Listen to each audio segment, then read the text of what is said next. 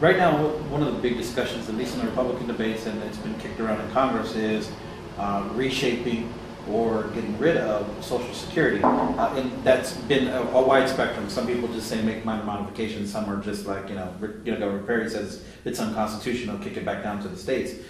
Do you feel that you would be in a strong enough position to protect programs like Social Security versus, an incumbent with seniority? Or I mean, how does that dynamic work out for you? Yes, and I think it's critical that we protect Social Security. We have an obligation to the people who have paid into that system over their working lives to pay out the benefits that they were promised. And there's no two ways about it. There's no equivocation. There's nothing more to it. It's that simple. And going forward, though, we've got to figure out how to pay for that system when 20, 30, 40 years down the road, our expenses in that Social Security system begin to exceed our revenues. And I touched on it earlier when I talked about an aging baby boomer population who's going to begin to draw out more out of the Social Security account than is put in by a much smaller workforce. It's one of the reasons, frankly, that immigration policy needs to be changed to welcome in workers who are going to pay into that Social Security system to help keep it solvent. There are a number of other things that we can look at. For example, if you are making $500,000 a year, $1 million a year, etc., if you're one of the very wealthiest in this country, maybe your Social Security payout doesn't need to be as high as it is today. Maybe we can have a more graduated, more progressive schedule for Social Security payouts so that if you're one of the least fortunate, poorest people in our community who's retiring, your percentage is a little bit higher. I've talked to people at both ends of the spectrum, and that seems to make a lot of sense to them. So again, hearkening back to the police fire pension reform issue, Social Security, something like that on a much larger scale. We can't kick that problem down the road too much further. At some point, we're going to have to act on it.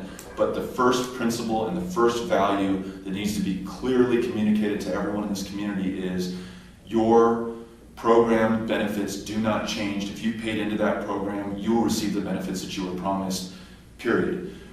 In terms of how I could, as a freshman Democrat, better address that problem, look, seniority has no value if you don't do anything with it. If you're there for 16 years and you don't produce and you're not making positive change, then I don't see the value of sending that person year after year after year. People know that when I get in there, I'm going to hustle, I'm going to work my tail off, and I'm going to be very forceful on the issues that are most important to our community, and saving Social Security is front and center in that. Do you support any move towards privatization of Social Security? No, I don't think that works. I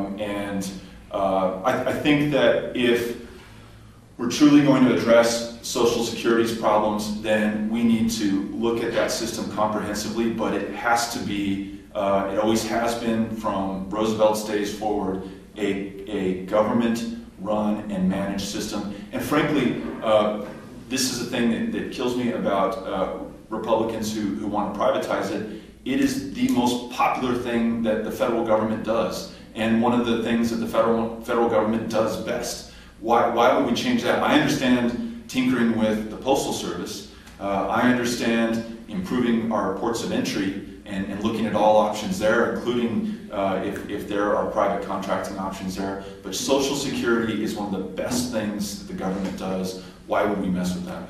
Is it going to be there when either of us reach the age to retire?